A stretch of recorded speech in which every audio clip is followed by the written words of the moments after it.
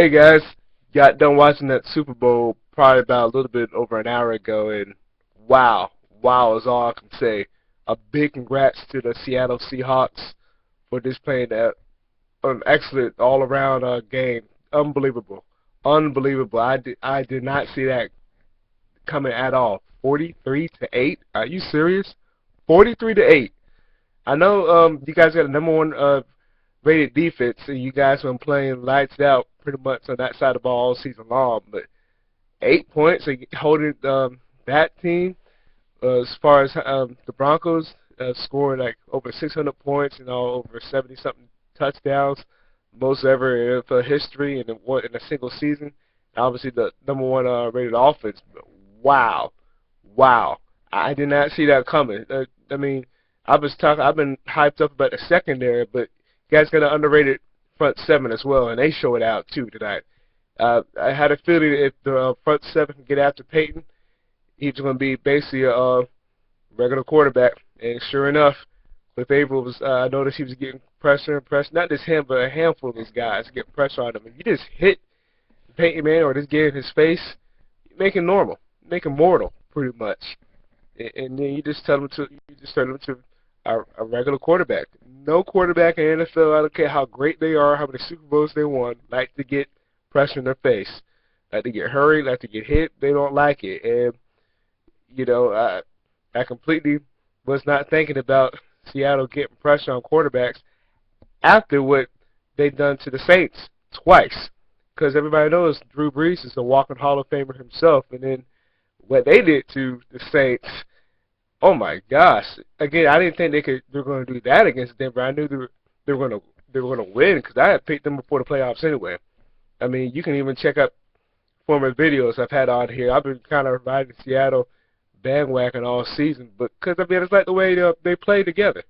Ever since Pete Carroll got there to Seattle, I like the way he's coached since his USC days. Really, since when he was with the Patriots. So unbelievable. How that team since the last couple of years, because it's been really coming the last couple of years, coming along, and it just showed out in this Super Bowl. I mean, from the opening of the game with the safety, it was basically a done deal right there. After that, and then obviously to start the second half with Percy Harvin getting off. Not even so much that we can go back earlier than that when they had that fake end around for him to really get going too, and they did it. I remember twice in the first half, and I was like, "Why in the world they don't see this coming?" And it was basically a wrap. It took them a while to get into the end zone, but again, the defense was just playing lights out. I mean, hey, more power to Seattle once again, and you know I think it's time off for us also to give credit to Russell Wilson. I know Seahawks fans love him to death too, but you know he really has not gotten that credit. But you know what? He's a Super Bowl champion, so he's going to get it. So he's gotten it. You know, played solid too. The whole receiving core, underrated. Yeah, I know they had something to prove as well, and they showed out as well. Besides this Percy Harvin, you know, Curse, Bolden, he showed out big time as well. Just the whole core, they played great today. Even Lynch, he was trying to do a little something. Got in the end zone. That's all that matters. And they able to just control the clock too. But you know the defense was pretty much on the. They were pretty much on the sidelines the whole time talking about Seattle's defense because they were setting out the Denver's offense. What was it? The first half, the first quarter, just 11 total yards. 11 total yards for Denver's offense. What does that tell you about that defense? And it kind of took me back to a little bit of the Ravens when they beat the Giants in that 2000 season, and it reminded me of that Tampa Bay defense when they were playing against the Raiders. The way Seattle was flying around, that's what kind of reminded me of both those defenses with the Ravens and with Tampa Bay's. The way they were just flying down, just shutting down completely everything from the offense of Denver. This unbelievable. Like I said, I still in awe about what I just saw too. And you know, Seattle hasn't gotten much credit the last couple of seasons. Well, guess what? You guys are Super Bowl champions.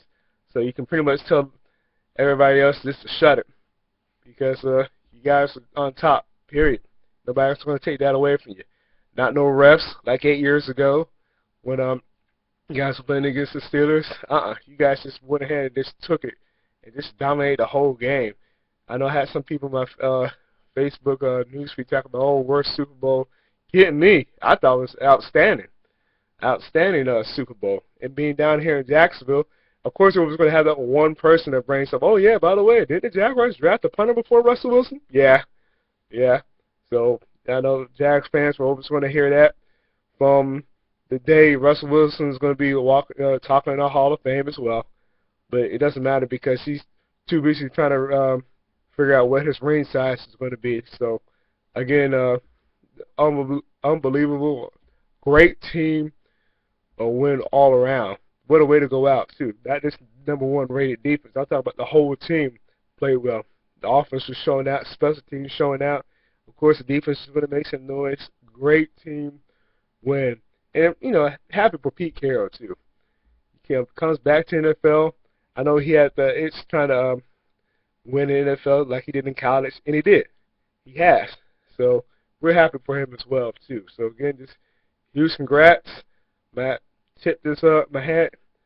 I just tip my hat off to the Seahawks overall because, you know what, you guys are champions. So now you guys got your respect, period. So just wanted to bring it up. And, again, big congrats, Seahawks. Talk to you guys later.